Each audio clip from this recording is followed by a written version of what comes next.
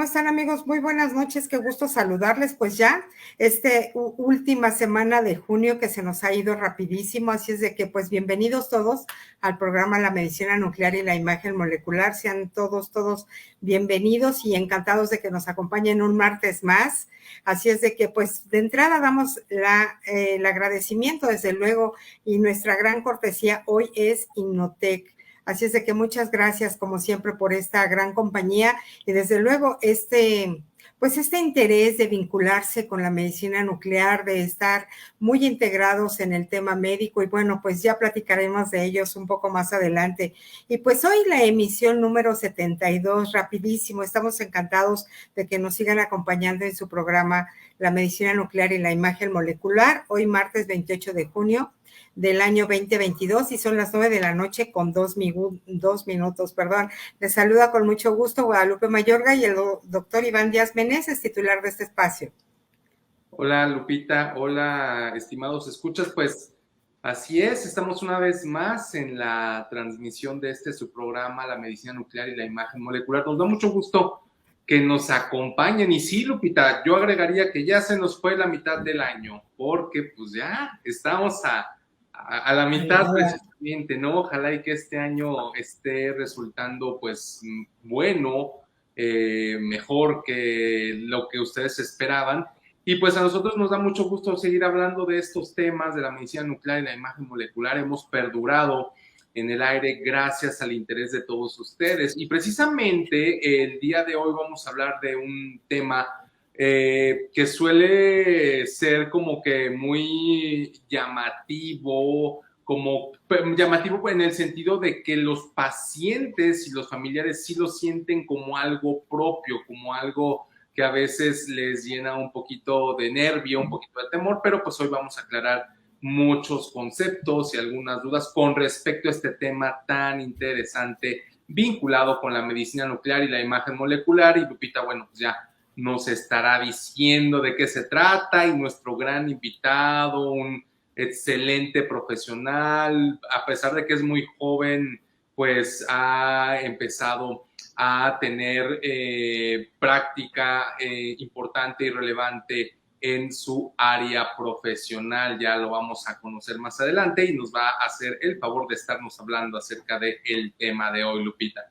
Así es, y más que nada mucha controversia alrededor porque pasan los meses, pasan los años, y de alguna manera siempre existe mucha controversia, pero por eso está este gran experto invitado y además, como bien lo dice, un hombre muy brillante. Ya estuvimos pues investigando, leyendo mucho de su trayectoria y nos llena de muchísimo orgullo. Además, aquí siempre invitados, siempre grandes mexicanos. Muchas gracias por acompañarnos. Y bueno, pues recuerden que esta es la barra de la medicina educativa.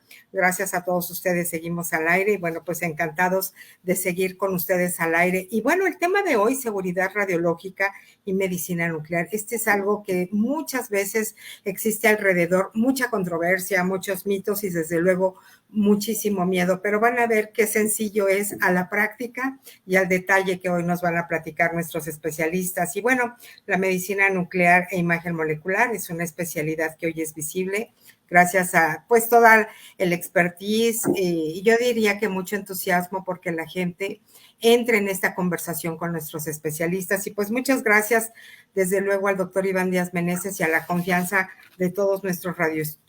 Y bueno, también gracias a todos nuestros amigos que nos escuchan en Europa, Estados Unidos, en cualquier horario. Esto es para nosotros muy importante, gracias a la webcam y el podcast que les hacemos llegar posteriormente. Les recordamos el tema del día de hoy, seguridad radiológica y medicina nuclear. Y bueno, pues llegó el momento de presentar a nuestro invitado y pues físico biomédico Eugenio Galicia Larios, adscrito al Instituto Nacional de Neurología y Neurocirugía, encargado de seguridad radiológica de la imagen molecular PET-CT. Físico, bienvenido, muy buenas noches. Hola, muy buenas noches, Lupita y doctor Iván Díaz.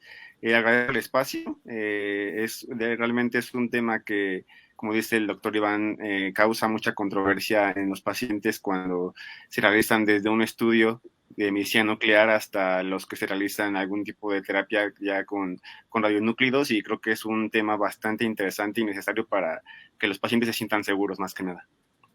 Sí, oye, Eugenio, pues muchas gracias por acompañarnos, físico Eugenio, la primera vez que estás en el programa y esperemos que no sea la última, que es la primera.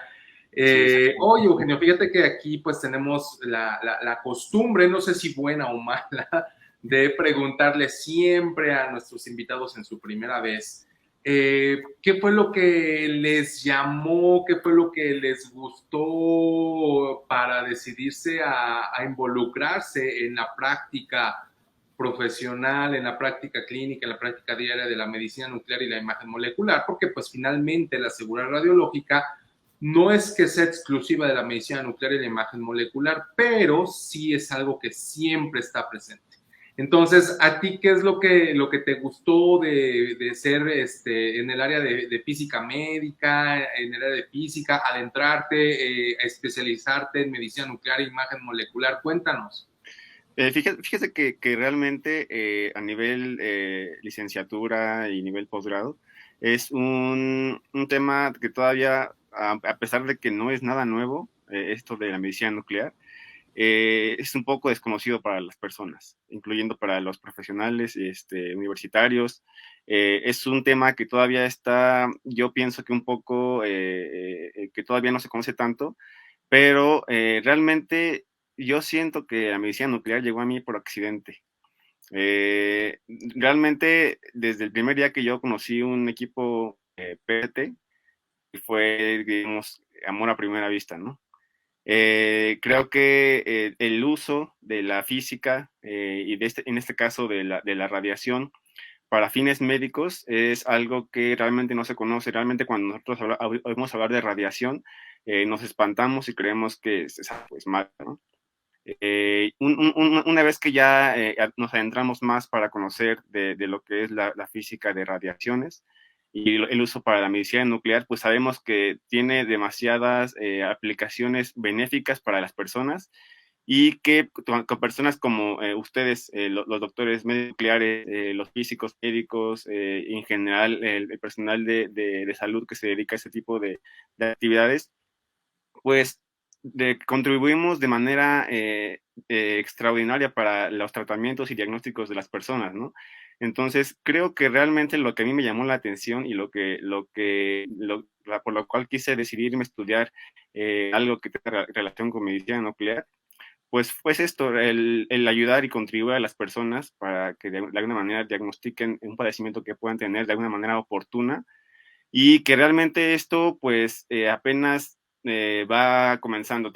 Hay muchas cosas adelante, la terapia con radionúclidos es algo que está llegando a nuestro país y que está teniendo un boom extraordinario y siento que con personas como usted, como nosotros, esto pues va a ser aún mejor, ¿no? Entonces creo que lo que a mí me hizo inclinarme es esto, ¿no? Que a las personas y descubrir que la radiación pues no siempre es mala, ¿no?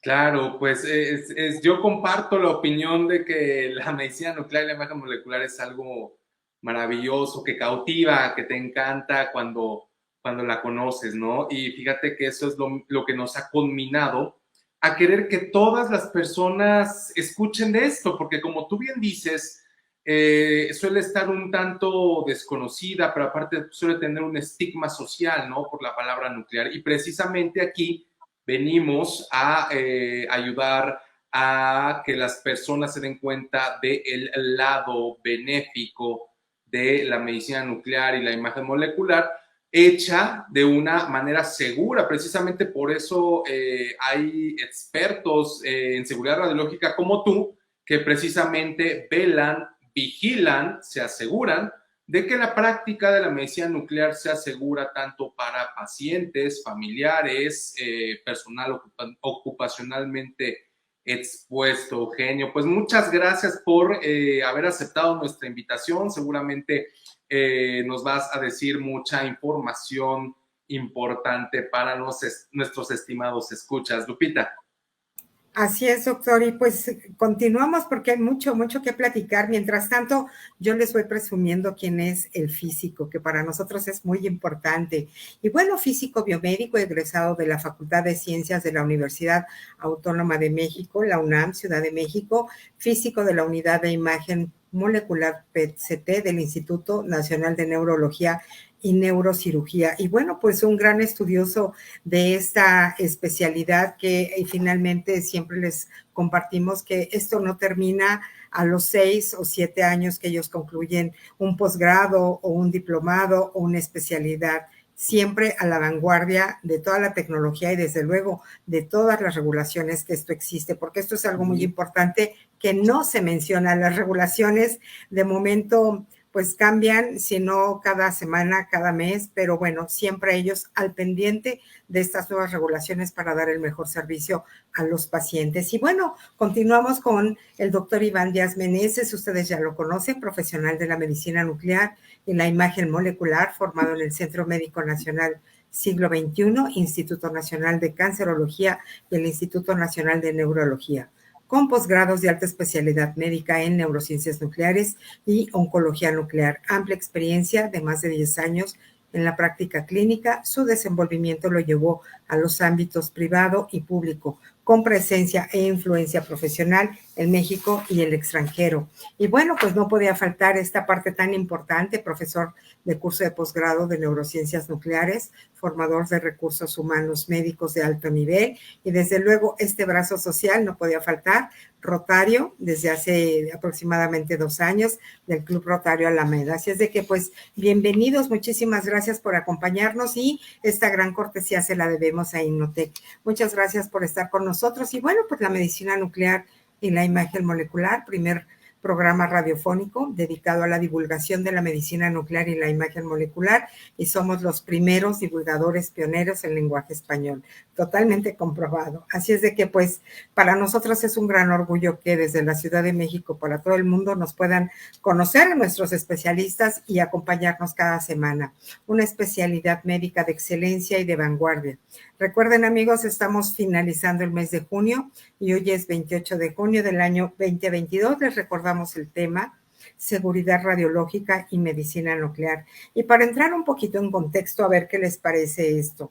La protección radiológica en medicina nuclear comienza en el diseño del departamento y concluye con una implementación de los programas de garantía de calidad donde se establezcan las acciones y las normativas a seguir para cumplir con los 3 principios de protección radiológica, a saber, tiempo, distancia y blindaje, que es algo de las partes que de momento siempre existe miedo, pero nos gana de momento la incertidumbre y de momento preguntamos, lejos de acercarnos con un especialista. Y bueno, pues los días mundiales que se celebraron de manera importante, 14 de junio, Día Mundial del Donante de Sangre, 28 de junio, Día Mundial de la Hepatitis, el día de hoy, así es.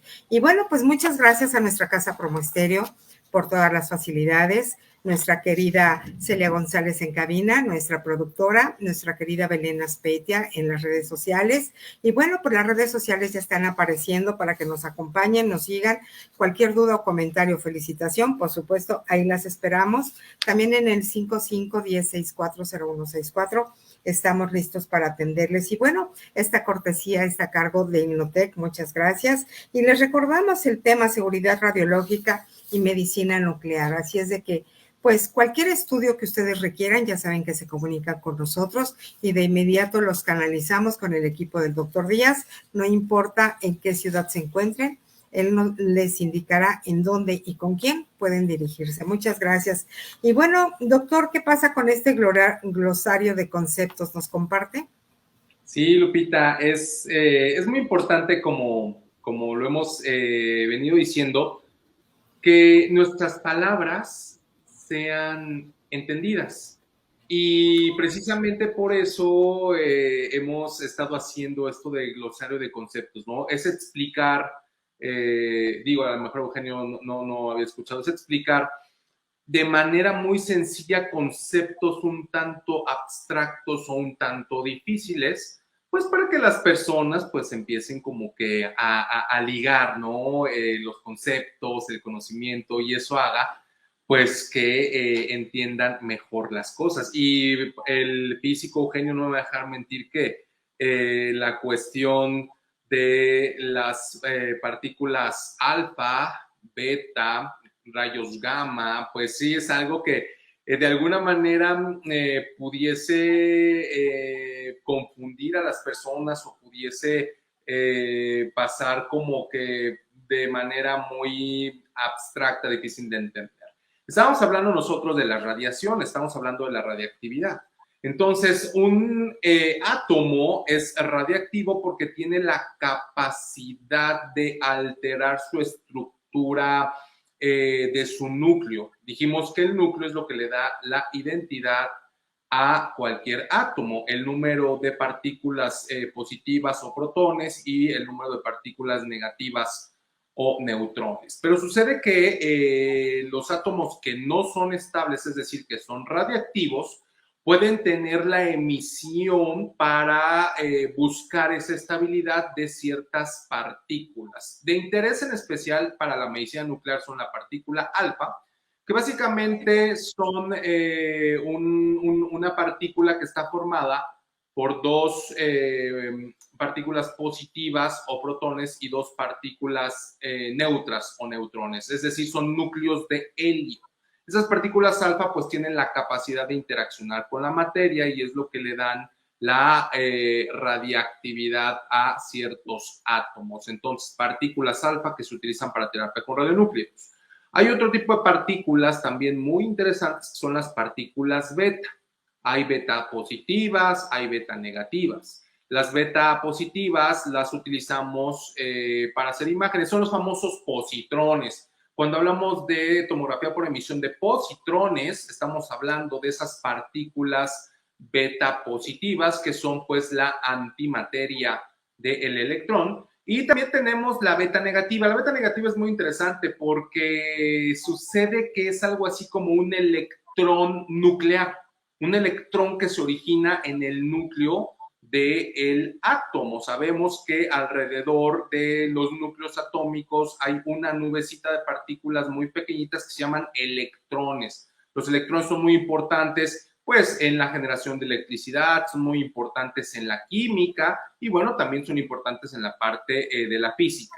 Pues sucede que las partículas beta negativas son electrones que se originan en el núcleo y que salen expelidas para contribuir con la radiactividad de ciertos átomos. Recuerden que estamos hablando de átomos radiactivos y radiactividad. Entonces, estos átomos tienen la capacidad de producir estas moléculas. Son los electrones, las partículas beta son electrones nucleares de carga negativa. Y finalmente, otra emanación radiactiva interesante son los rayos gamma, de ahí vienen las gamma-grafías, pues porque utilizamos rayos gamma. Algo que con lo que la gente está más familiarizada son los rayos X. Los rayos X y los rayos gamma comparten en que son forma de emanaciones radiactivas altamente energéticas, pero ¿qué creen? Los rayos gamma son aún más energéticos que los rayos X. Esto quiere decir que tienen una capacidad mayor de penetración en la materia, ¿no? Más adelante el físico Eugenio nos va a explicar un poquito más de esto. Y bueno, pues los rayos gamma pues también se originan del núcleo atómico y pues van viajando a través del espacio. Cuando un rayo gamma interacciona con la materia, es decir, no está en el vacío, sucede algo muy interesante y algo muy bonito. Es que esta emanación electromagnética se transforma de un estado puramente energético en un estado que ya tiene algo de materia. Y el rayo gamma, cuando interacciona con la materia, se convierte en un fotón. El fotón, a grandes rasgos, podemos decir que es la partícula de la luz. A grandes rasgos, un fotón es la luz cuando está particulada y cuando está viajando en el vacío, pues es una radiación electromagnética, es decir, es un rayo. Entonces, todos estos conceptos son muy interesantes, son diferentes tipos de emanaciones radiactivas, sean particuladas o meramente energéticas, que por supuesto que el físico Eugenio pues sabe manejar, sabe contener, sabe cómo hacer que nosotros, ustedes, nosotros los médicos, el personal ocupacionalmente expuesto y los pacientes pues se atiendan de manera segura y correcta. Y aquí me gustaría pedirle a nuestro invitado que si nos puede explicar rápidamente qué es un personal ocupacionalmente expuesto, porque ya dije 2 veces personal ocupacionalmente expuesto, y es importante que la gente entienda que los que tratamos o manejamos radiaciones somos expertos, o sea, no somos cualquier persona. Exactamente, de hecho, bueno, un personal ocupacionalmente expuesto se puede definir a grandes rasgos como una persona que por sus labores, digamos, en el trabajo, está expuesta a radiaciones ionizantes. En este caso, un personal ocupacionalmente expuesto que podemos, bueno, que generalmente se abrevia como POE, le llamamos POE en el ámbito ya entre los amigos. Eh, este personal ocupacionalmente expuesto recibe un entrenamiento inicial que realmente tiene que estar vigilado por algo que nuestro organismo nacional es la Comisión Nacional de Seguridad Nuclear y Salvaguardias, que ya ha sido mencionada en varias ocasiones en este programa, y que este entrenamiento inicial tiene que cumplir con ciertos requisitos para que este personal pueda manejar la radiación, digamos, de una manera segura y que realmente esté capacitado y autorizado para poder hacerlo, ¿no?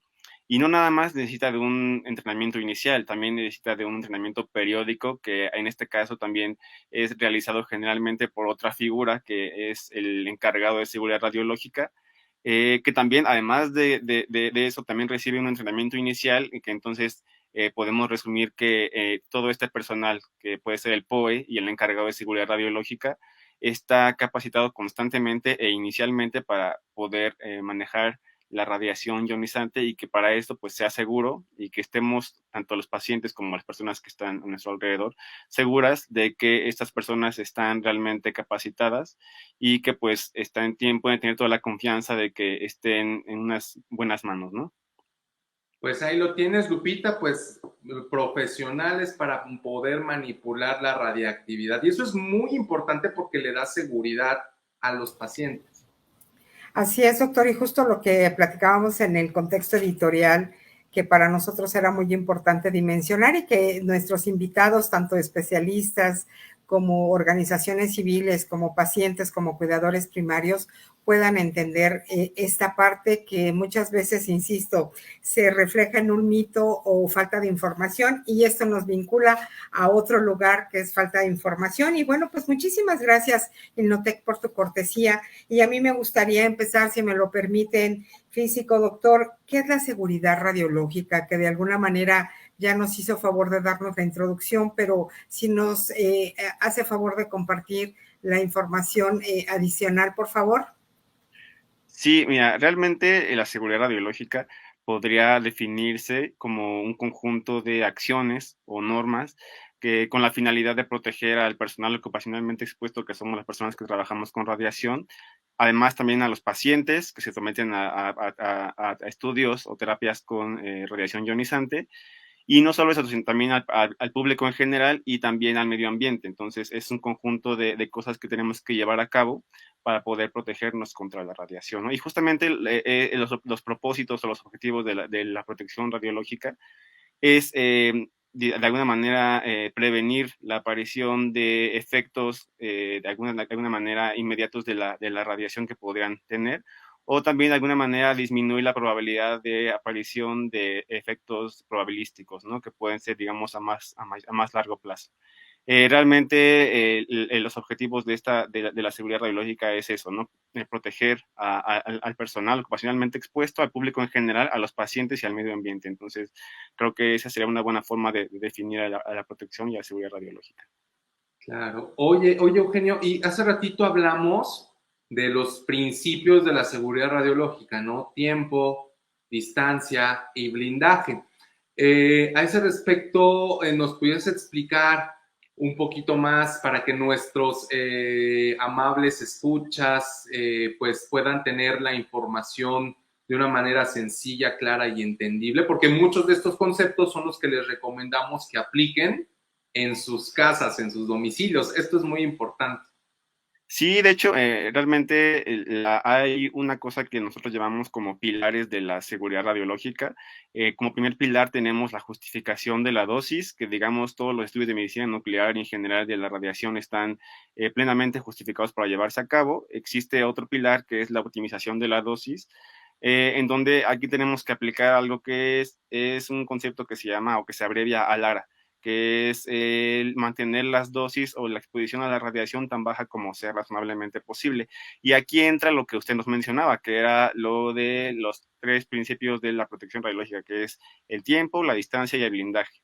En cuanto a esto, se sugiere o que cuando una vez una persona que se somete a un estudio con radiación ionizante, permanezca el menor tiempo posible junto a personas que podrían de alguna manera tener alguna especie de exposición a la radiación, debido a que la persona una vez que egresa de este estudio puede quedar radioactivo solamente en un pequeño periodo de tiempo. Y el otro principio es el blindaje, en cuanto a que generalmente todas las instalaciones de medicina nuclear, en general todas las que utilizan radiación ionizante, tienen algo que es el blindaje. Y el blindaje que es digamos, el material que tiene la propiedad de atenuar la radiación, digamos, disminuir o de alguna manera, sí, disminuir la cantidad de radiación que pasa de un lugar a otro, y con esto que las personas tengan menor exposición a la radiación. El otro principio de la protección radiológica es la distancia. La distancia es, digamos, que generalmente la radiación y la exposición a la radiación obedece a lo que se llama la ley del inverso cuadrado, en donde generalmente cuando la gente o las personas se alejan de la fuente que emite la radiación, va a disminuir conforme más distancia tengamos respecto a esta fuente. Entonces, esos son los 3 principios de la radiación. Y regresándonos al tercer pilar de la protección radiológica, es la limitación de la dosis. Entonces, lo que queremos es que generalmente todas las dosis o los límites de dosis están especificados por organismos nacionales e internacionales. Como les mencionaba, la Comisión Nacional de Seguridad Nuclear y Salvaguardias es un organismo nacional.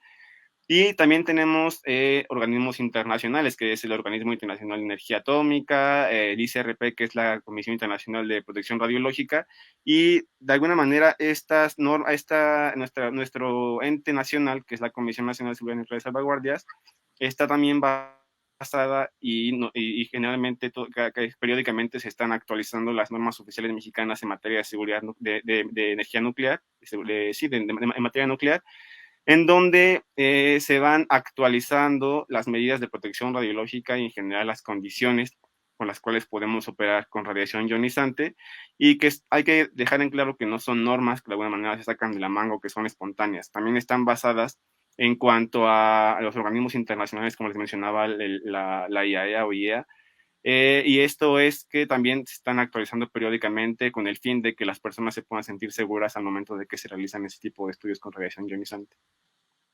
Sí, fíjate, yo bueno, desde que estoy en lo de la medicina nuclear, pues sí, no se deja a la ligera, Lupita, Eugenio, no se deja a la ligera el manipular, el acopiar, el utilizar material radiactivo, porque es una cuestión, pues, muy importante, que efectivamente, pues no cualquier persona no tiene la competencia profesional o el licenciamiento para poder pues utilizar estos materiales radiactivos. Por eso siempre decimos, ¿no? Que hablando de medicina, pues el médico nuclear es quien tiene la competencia profesional, pero finalmente hay alguien que supervisa que esto sea manejado de manera segura. Los encargados de seguridad radiológica, como lo eres tú, Eugenio, o próximamente lo serás, los organismos nacionales e internacionales. De tal manera, amigos, que de verdad, o sea,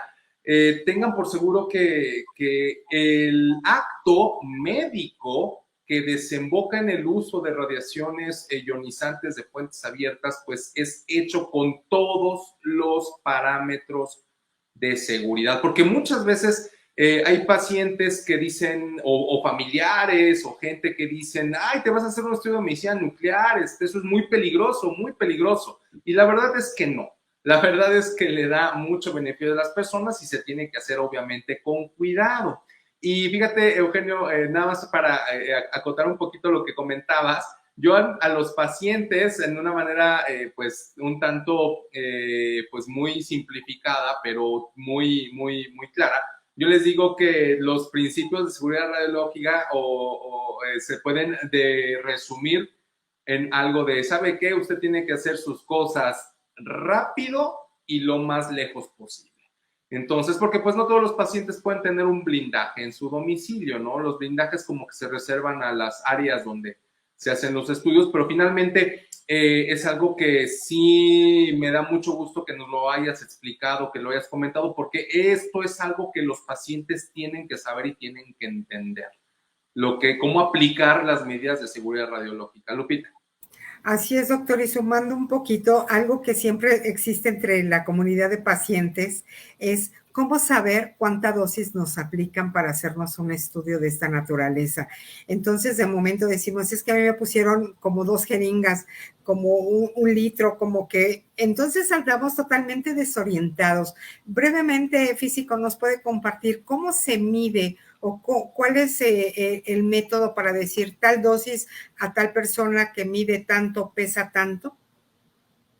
Sí, realmente en cuanto a los estudios de diagnósticos de medicina nuclear, se calcula, digamos, la actividad que se le va a inyectar conforme a su peso, ¿no? Esto para que de alguna manera sea seguro para esa persona y que realmente lo que se inyecta a las personas es material radioactivo, radionúclidos, de vida media corta para el diagnóstico. En este caso, para estudios de PET, se inyectan radionúclidos o cosas que tienen una vida media de horas, 2 horas aproximadamente. Entonces, quiere decir que a ese tiempo va a disminuir la actividad, pero que también existe algo que se llama vida media efectiva, con lo cual el paciente puede estar seguro que después de ese tiempo, la mitad o la mayor parte de la radiación que se le inyectó va a disminuir también en función de su metabolismo y de alguna manera para que generalmente a los pacientes cuando se les hace un estudio de medicina nuclear, que sea para terapia o para diagnóstico, se le pide que esté tomando constantemente agua y que vaya también constantemente al baño para que de alguna manera se vaya eliminando esta radiación que se le inyectó. Pero que regresando a la pregunta, es básicamente se calcula o se tienen ya también estándares para calcular esta actividad que se les inyecta a los pacientes con base en su peso y que de alguna manera lo que se les va a inyectar, la cantidad de actividad o de radiación que se les va a inyectar sea completamente segura. Eso también va a cambiar en función de la aplicación, ¿no? Lo mismo la actividad que se les va a inyectar a los pacientes cuando se someten a estudios diagnósticos comparado a una actividad que se les inyecta para estudios que son para terapia. Esto pues también está meramente justificado porque como les mencionaba está muy respaldado conforme a los principios de la protección radiológica que es la justificación y la limitación de la dosis, pero pueden estar seguros que estos valores están completamente calculados con algo que va a ser seguro para ellos.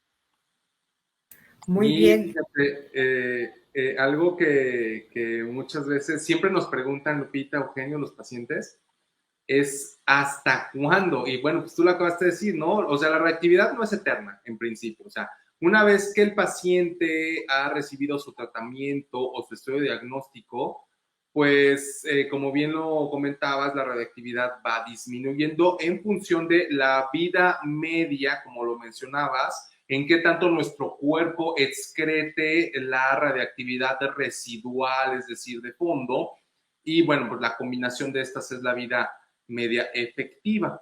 Y como bien lo decía el físico Eugenio, y algo que deben de entender las personas es que el tiempo en el que una persona permanece radiactivo, pues es en función de la dosis y del radionúclido, porque como lo decía el físico, o sea, nosotros en medicina, los isótopos médicos que utilizamos son de vida media corta. ¿Y por qué lo dice el físico Eugenio? Porque imagínense, amigos, que hay isótopos radioactivos que su vida media es de cientos, miles de años. O sea, obviamente que esos pues no los usamos en medicina nuclear e imagen molecular, pero sí los de vida media corta que pues sí son bastante útiles. Y entonces, físico Eugenio, podemos decirles a nuestros pacientes que no van a quedar radiactivos de por vida, ¿no? Exactamente, por ejemplo, en los estudios de PET, que generalmente a lo que se les inyecta a los pacientes es flúor 18, eso tiene una vida media efectiva, digamos, en combinación de la vida media física y la biológica de aproximadamente 1.5 horas. Ese es, digamos, el tiempo que va a disminuir a la mitad la radiación que inyectaron en función de también su metabolismo, ¿no? Y también generalmente en los estudios de medicina nuclear convencional que pueden ser gammagrafía o SPECT, se utilizan otros radioisótopos como es el tecnesio 99 metaestable o incluso el Y231 que también se ocupa para terapia, pero esto, digamos, de alguna manera también no van a quedar reactivos para siempre, porque también es una duda que tienen generalmente los pacientes que salen de un estudio de medicina nuclear. Va a disminuir esta actividad o esta radiación en cuestión de días y generalmente de horas. En cuanto a veces la terapia con radionúclidos que puede incluir el yodo 131 o el lutecio 177 también es cuestión de días en donde va a disminuir la radiación que se les inyectó, pero pues no va a ser para siempre. Generalmente, en cuanto a la terapia con radionúclidos, la protección radiológica se enfoca un poco más en cuanto a las partículas, digamos, en este caso, como usted mencionaba, en cuestión de terapia con radionúclidos, generalmente las partículas beta son las que tienen una mayor relevancia en digamos, en la interacción de la radiación con el paciente, pero generalmente esas partículas beta no salen del paciente, entonces quedan de alguna manera contenidas en el lugar donde van a actuar para dar la terapia y que realmente lo que sí tienen que estar seguros es que no van a quedar radiactivos para siempre porque una particularidad de los radioisótopos es justamente esta vida media que pues va a disminuir la radiación en función de este tiempo y no va a ser eterno. Como usted mencionaba, esto es vida media corta comparado con radionúclidos que existen desde antes que nosotros existiéramos, desde que se creó el universo, que están aquí con nosotros conviviendo con lo que se llama radiación natural o radiación de fondo, que son fuentes de radiación, digamos, naturales, y en este caso los radionúcleos de vida media corta pueden considerarse fuentes de radiación artificiales, pero que son justamente creadas para este fin, ¿no? Que no sean, digamos, eternas. Así es, físico, muchísimas gracias. Y bueno, pues aquí está esta pregunta nada más para cerrar esta parte. Finalmente los pacientes pueden seguir haciendo su vida normal, salen del estudio, desechan la radiación y bueno, la vida sigue totalmente normal con sus actividades. Sí, justamente eso también generalmente les causa un poco de dudas a los pacientes. Saliendo de un estudio tienen la duda de qué hacer, digamos, con las personas con las que conviven, ¿no? Algo que generalmente se les menciona a los pacientes es que pues convivan o que, como mencionaba el doctor Iván hace un momento, que sus actividades las hagan rápido y lejos. ¿Por qué? Porque pues así obedecemos los principios de protección radiológica, que es la distancia y el tiempo principalmente. Pero generalmente lo que se les indica a los pacientes una vez que salen de un estudio de medicina nuclear es que permanezcan, digamos, un poco lejos de niños y mujeres embarazadas, solamente por un periodo de tiempo muy corto, realmente no es, digamos, de años, días, generalmente nada más es cuestión de horas. Y que realmente no es algo que vaya a, de alguna manera, influir en cuanto a las actividades que vayan a realizar diariamente, ¿no? Un paciente ambulatorio que se somete a estudios o terapias con medicina nuclear puede irse tranquilamente a su casa. ¿Y por qué? Porque existen las normas oficiales mexicanas, como les mencionaba, en donde el físico y el encargado de seguridad radiológica y en general el personal ocupacionalmente expuesto tiene que asegurarse de las condiciones por las cuales el paciente va a egresar sean las ideales, ¿no?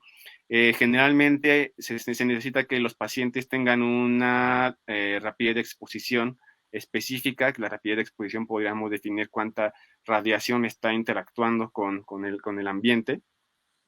Estos valores de rapidez de exposición tienen que ser, digamos, con valores específicos y que generalmente los pacientes que se someten a estudios con medicina nuclear solamente diagnósticos cumplen con estos requisitos. No hay necesidad de que se queden hospitalizados o que se queden de alguna manera contenidos en el servicio de medicina nuclear porque se cumplen esas condiciones sin ningún problema. En cuanto a los pacientes que se meten a terapia con radionúclidos, también se les sugiere lo mismo, ¿no?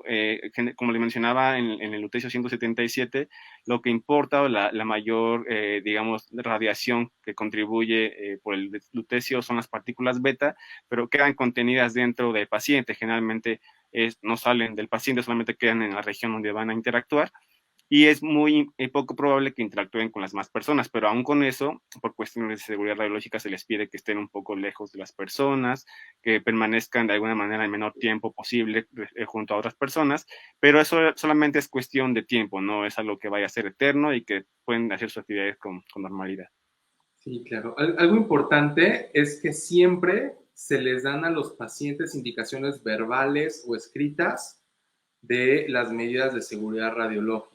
Y pues nuevamente este programa surgió a raíz de pues muchos comentarios, ¿verdad, Lupita? De la gente que se preocupa. Créannos que nosotros nos preocupamos también por cuidar la salud de ustedes, la salud de su entorno, de sus familiares, y por eso, bueno, invitamos al físico Eugenio el día de hoy, Lupita. Así es, doctor, pero principalmente no dejar de lado un estudio tan importante que puede darles y, bueno, nos ofrece diagnósticos muy oportunos y muchas veces por el miedo de no conocer en realidad que es un gran beneficio, nos da miedo y decimos no, muchas gracias, mejor nos esperamos o nos quedamos con otro tipo de noticias. Pero bueno, pues doctor, llegamos a las noticias. Platíquenos, ¿qué nos trae? Cosas muy buenas. Adelante, por favor. Sí, hay cosas muy, muy interesantes en las noticias, Lupita. Fíjate que, como saben, pues fuimos al Congreso estadounidense de medicina nuclear a la ciudad de Vancouver al evento en donde pues se presentan muchas cuestiones científicas, de tecnología y de ciencia, ¿no? Como dice el físico Eugenio, pues hay muy buenas noticias con respecto a tratamientos con terapias de radionúclidos para pacientes que tienen tumores neuroendocrinos o pacientes que tienen cáncer de próstata, entre otros. La cosa no para ahí, como bien lo comentaba el físico. Y también muchas innovaciones tecnológicas. Fíjate que algo importante que yo estaba pensando es que en este afán de maximizar este concepto de ALARA que el físico nos explicó de la dosis más baja razonablemente posible, pero que sea útil para obtener información diagnóstica. Fíjate que en el evento yo empecé a notar que la tecnología por parte de la instrumentación médica también nos está dando pasos agigantados muy buenos, porque ya hay equipos que nos permiten tener imágenes muy buenas, de muy buena calidad, con dosis menores. Esto es muy importante porque, por poner un ejemplo, para hacer un estudio determinado, a lo mejor antes, hace 10 años, hace 20 años, se necesitaban 10 unidades de radiación, que son milicuris, pero bueno, vamos a decir 10 unidades de radiación. Pues fíjense que ahora ya se están presentando equipos que pueden hacer esas mismas imágenes con la misma calidad, pero con 5 unidades de radiación. Es decir, que estamos tendiendo y estamos logrando que la medicina nuclear cada vez sea aún más segura, porque estamos utilizando cada vez menos radiactividad. Y eso pues es una noticia muy buena, como se podrán imaginar, y pues nos da mucho gusto hablar de eso con todos ustedes. Otra noticia interesante es, fíjate, Lupita, a mí me da mucho gusto participar y vincularme con actividades académicas, con actividades de la sociedad civil. Pues ayer tuve el gusto de ir a hablar como parte de la actividad rotaria con un grupo de personas en una feria de salud. Hablamos acerca pues de la importancia de tener estilos de vida saludables y sanos, y obviamente pues no perdí la oportunidad de hablar acerca de la medicina nuclear y la imagen molecular, ¿no? En esta labor de divulgación. Pero fíjate que también estoy muy contento porque vamos a tener una actividad que nos está vinculando con los médicos de pregrado. Un médico de pregrado es un doctor que todavía no termina la carrera y está en la facultad de medicina. Entonces me da mucho gusto que vamos a tener una actividad en donde yo voy a tener el gusto de hablarles acerca de cómo utilizamos la medicina nuclear y la imagen molecular para el tratamiento y el beneficio de personas que tienen pues que combatir la enfermedad de los tumores neuroendocrinos. Esto es muy importante, Lupita. ¿Sabes por qué? Y Eugenio, ¿saben por qué? Porque muchas de las cosas que yo les voy a decir a los chicos no vienen en los libros de texto. son tan nuevas, son tan recientes, que los libros todavía no se han editado y no se han introducido estos conceptos y estos términos en sus libros de texto. Entonces, bueno, pues a mí me da mucho gusto poder hablarles de estas innovaciones, de estas primicias a los futuros médicos mexicanos, que bueno, aquí siempre nos enorgullecemos de los médicos mexicanos de la Universidad Nacional Autónoma de México. De tal manera que, bueno, a mí me da mucho gusto poderles comentar de eso. Y siguiendo la vinculación, pues vamos también a tener participación con los epileptólogos de México en su congreso de Camelice, que se va a desarrollar en la ciudad de Guadalajara en el mes de agosto. Y otra nota también bastante, que me dio mucho gusto, Lupita, es que se presentó un libro de imágenes en neuropsiquiatría. Y este libro, pues, me da mucho gusto porque tuvimos la oportunidad de participar la doctora Kerik y yo, que, bueno, somos los médicos nucleares del Instituto Nacional de Neurología, como colaboradores en y también en el comité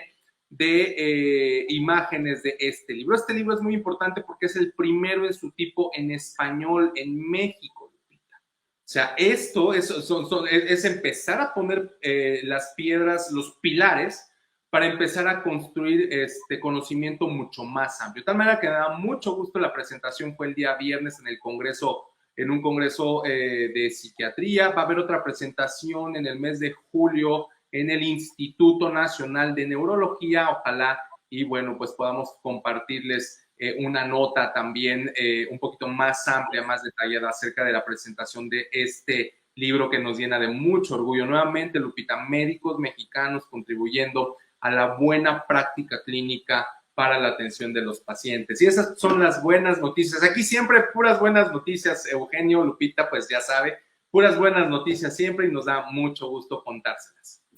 Así es, doctor, y pues siempre muy orgullosos de nuestros profesionales mexicanos, desde luego el físico, orgullosamente de la UNAM, que nos da muchísimo gusto. Y bueno, pues siempre es un deleite platicar con ustedes, pero siempre nos gana el tiempo, no sin antes agradecer mucho la cortesía para Innotec. Y bueno, pues no sé si sea oportuno volver a preguntarle, desde luego, hacernos el estudio del PET, desde luego ya nos platicó que sí.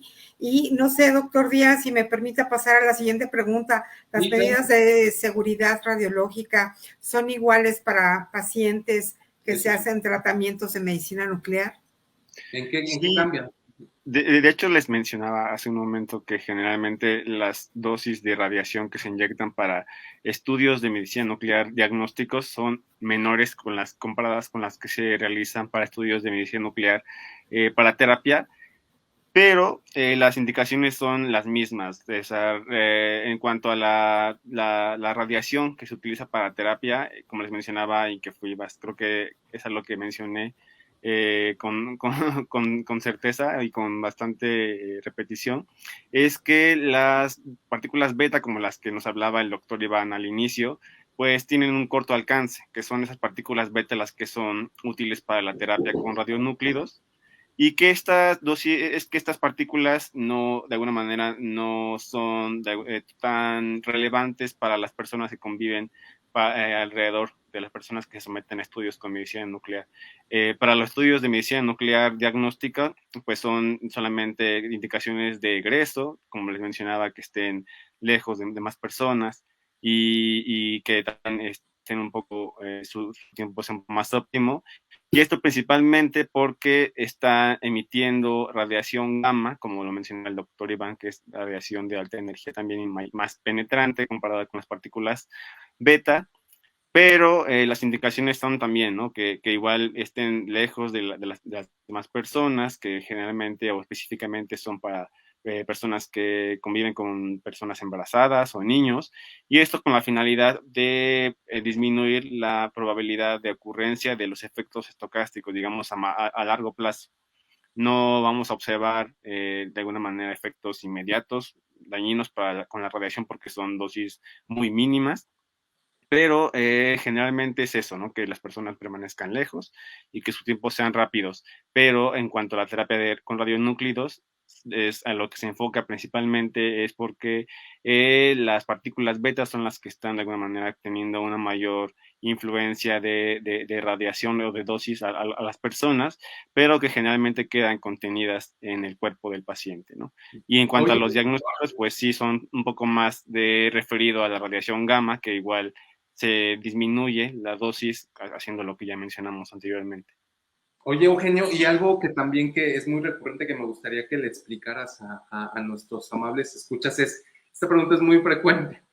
Una persona, un familiar que convive con una persona que se hizo un estudio de PET o una gamografía o un tratamiento con radionúcleos como el de lutecio que ya hablaste o como el de yodo 131, una persona que convive con un paciente por el hecho de convivir se convierte también en una fuente radiactiva. Y esto lo preguntan mucho porque suelen asociarlo mucho con el COVID. Ya ves que el COVID, pues sí es algo, ¿no? Que ha impactado mucho nuestras vidas, pero y muchas veces la gente, pues porque es un tema que lo tienen muy, muy fresco, muy presente, a veces suelen pensar que quizá eso también pueda pasar con las radiaciones. No sé si nos pudieses explicar acerca de si es eso pasa o eso no pasa, porque finalmente luego dicen, bueno, es que ¿por qué me dan recomendaciones? Y pues ellos necesitan que les expliquemos eso, Eugenio. Sí, realmente a veces está de pronto que las personas pueden creer que la radiación es contagiosa, ¿no? Realmente eso no es completamente falso. Lo que pasa es que realmente una persona a la que se le, digamos, de alguna manera se le da la radiación, se le da la incorporación de la radiación, ya sea vía intravenosa o a veces vía oral, pero generalmente es vía intravenosa. Solamente, de alguna manera, esto se convierte solamente en que el paciente al cual se le incorporó la radiación, solamente ese paciente es la fuente de radiación en ese momento. La radiación no se pega, digamos, no se va a contagiar, las demás personas no lo van a adquirir, después lo van a emitir, porque el paciente al que se le inyectó el material radioactivo es la fuente únicamente.